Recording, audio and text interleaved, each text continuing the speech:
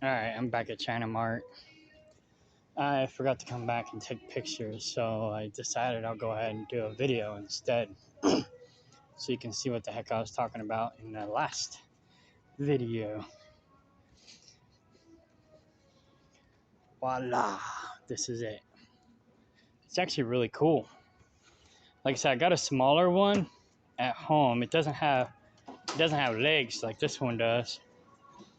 Although I guess the legs are detachable. But basically, you plant your plants in here, and it'll retain water in here, like standing water, whatever you want to call it. And then any overflow will flow out of here. And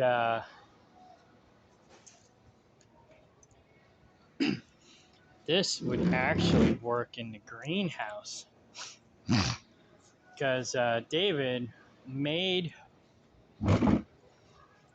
something similar with totes.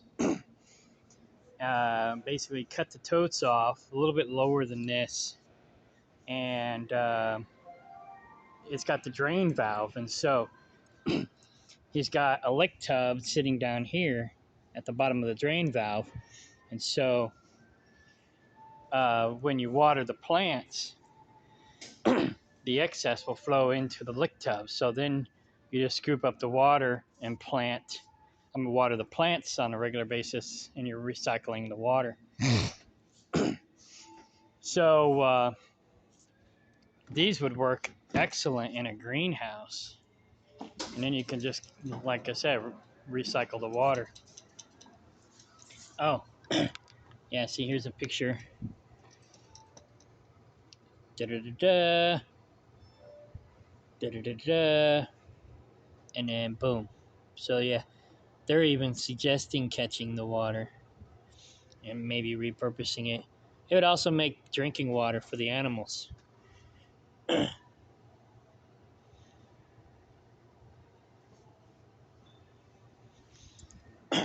So yeah. Or you can even put fish in there, and it'll be good fish water. What the heck is that? It's a fake tree or plant. Does that do something?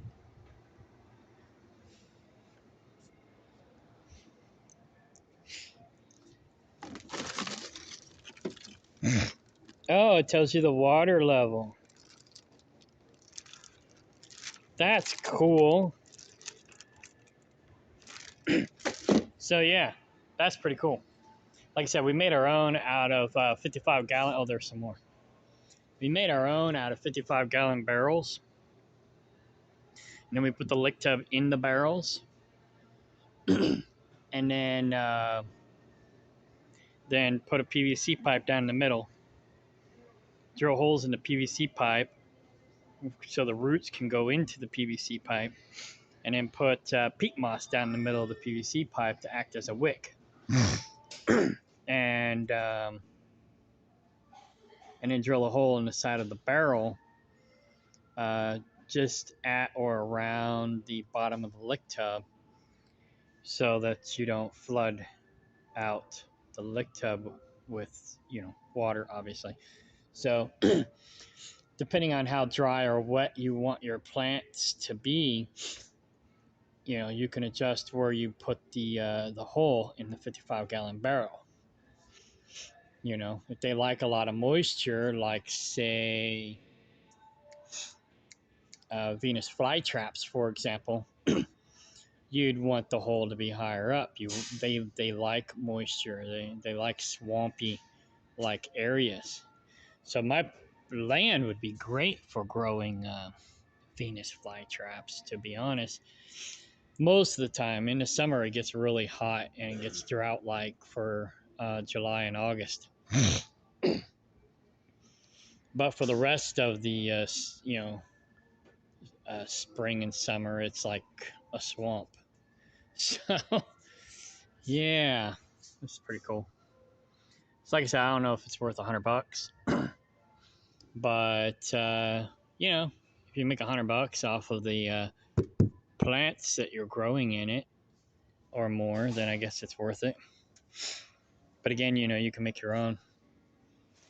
Um, so yeah, with the 55-gallon barrel idea, what I could do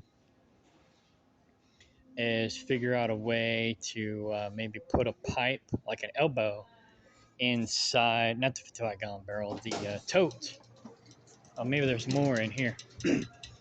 With the tote idea, maybe we could put an elbow in the tote, and in that way, it'll retain some water in the bottom of the tote constantly. And then,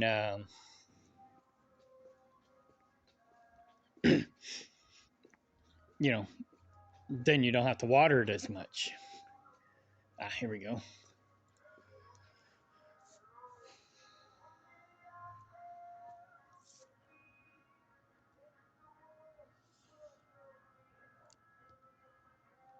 That don't look like it's the same thing. It's just a raised bed, but it doesn't have the automatic drain thing. So yeah, if I was to get one, I would definitely get this one. Let's see, how much are these? These are $100 too. Oh no, this one's 50.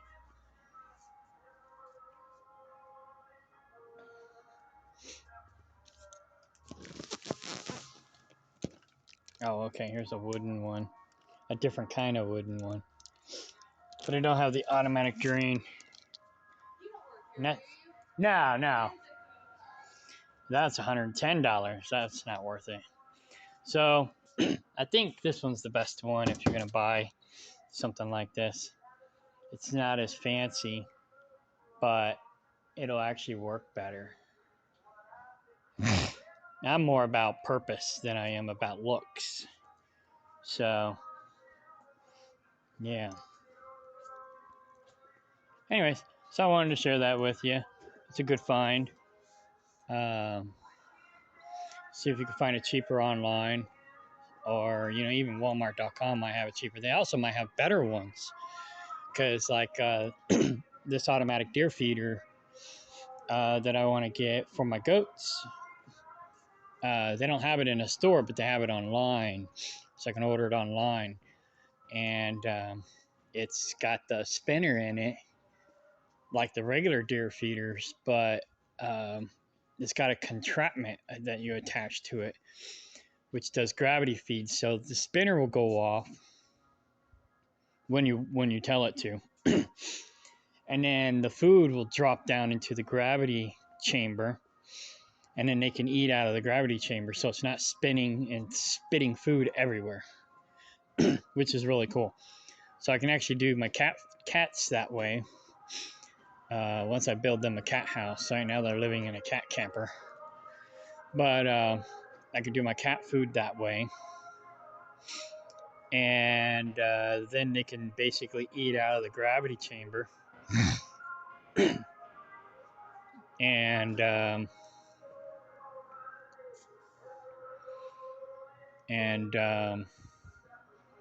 it won't make a mess. Because, yeah, you don't want it to spit all over the place. These are my favorite watermelons. But I'm trying to get a better deal on it than that. I can go somewhere else and buy them in bulk and get a better deal. But this says all sweet. But I think the one that I actually like is called Black Diamond.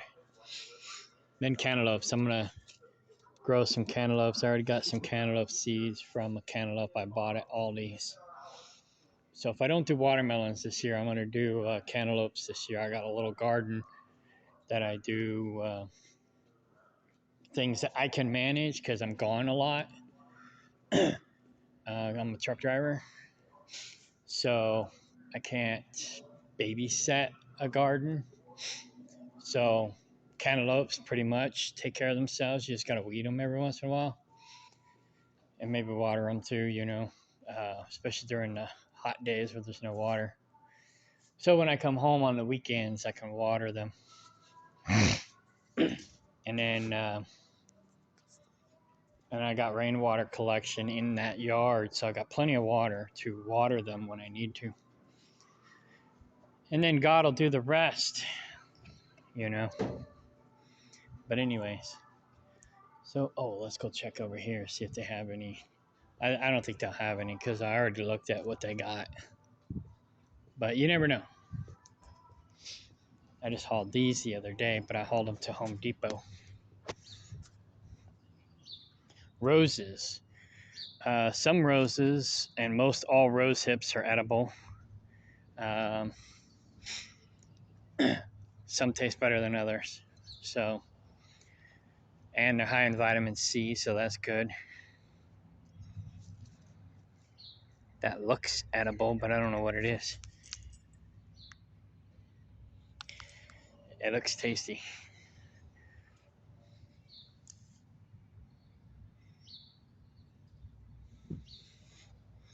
See, I'm all about edibles. Edible flowers, edible wild edibles. If it's not edible or medicinal, I'm not really interested in growing it. Like red buds. Here's a Japanese maple. It's actually probably not a bad price. I'd get this one though. It's $40. It's a bigger Japanese maple. It's got a better start on it. Dogwood. Dogwoods are medicinal. Weeping willow, they're medicinal. Crabapple, they're edible to a degree. Apple, it's a regular apple. And I'm wanting a green gauge plum. I need to order some, but like I said, I'm not home to babysit it. Once my mom gets down here, I might go ahead and do that because she'll keep an eye on it more. But I love green gauge plums. I used to eat them all the time when I was in Germany.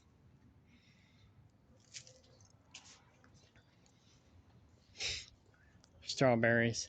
Now my self-watering planter, I tried to grow strawberries in. I don't know that they'll come back this year or not. I did it last year. I put them in there as a companion plant to the chickweed that's growing naturally in there because they both like acidic soil, and I got it underneath an evergreen. So hopefully maybe the strawberries come back this year. Anyways, so that's provided the chickens don't eat them. They figure out I got strawberries in there, they'll probably jump up there and eat them all. So I got to put it in a protective area, which I'll probably do eventually. Succulents.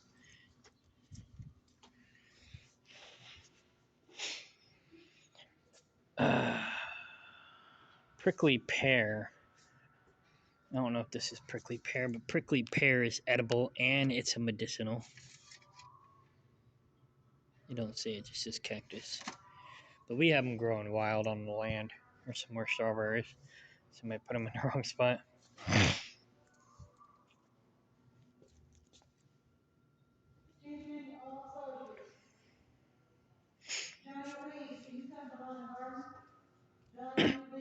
Oh, here's the fly traps.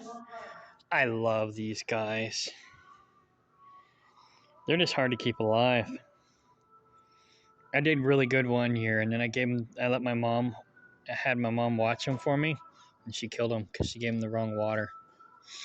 Like I said, my mom's normally good with plants, but not fly traps. Oh, elephant ears. These are edible.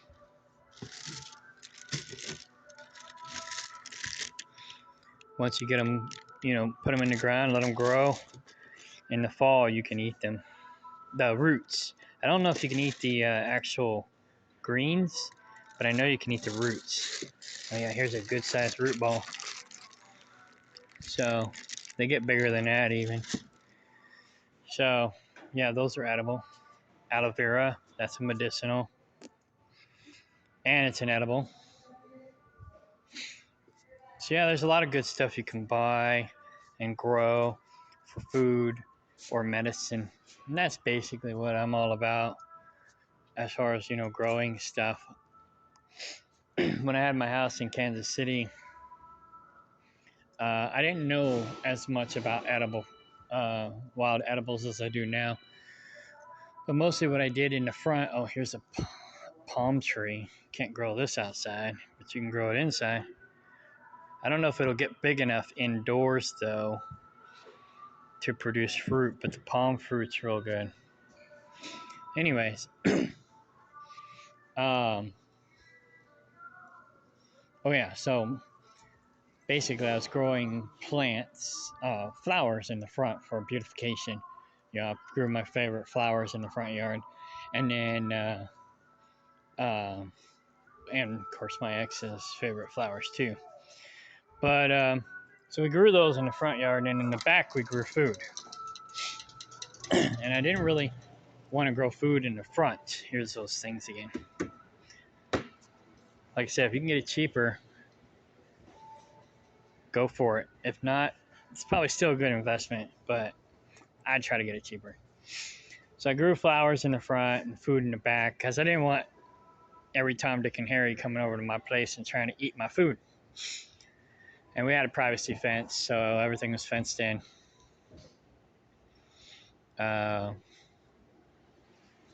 So I love lilies. Lilies are like my favorite flowers. So I grew lilies in the front, tiger lilies, day lilies, naked ladies. My grandma didn't like that word, so she called them surprise lilies. But anyways, so I grew those in the front mostly, and then in the back I was growing fruit, vegetables, stuff like that. Just whatever I could grow, herbs, different things. That's when I actually started growing food, was when I was in Kansas City, when I was with my last wife. And I kind of got inspired by an Asian family that lived down the street, because their whole freaking yard was food and probably medicine too. They basically tilled or plowed or whatever. Their whole front yard, their whole backyard was a food forest. It was freaking awesome, and it was an inspiration. And that's kind of what inspired me, one, to do what I'm doing now, and to do what I was doing then. Thank you. You have a good day. So, yeah, it was awesome. It was inspiring. So, yeah, that's that. Anyways, I gotta go do paperwork. But I just wanted to videotape that. I should have took some pictures, but I can screenshot pictures off the video later whenever I upload it, or whenever I watch it later. So, yeah, self-watering planters. That is probably one of the best ideas. And then if you could figure out how to do a self-watering planter and air pruning at the same time, I think that would be the best. Like I said, I don't know a lot about gardening, but I've learned from a previous guy that was on the land. He was my grower. He wasn't the greatest, but he was a lot better than the rest of us. So but he ended up leaving because the girl that he pretty much came with, they broke up. And so he got a new girlfriend and left. So,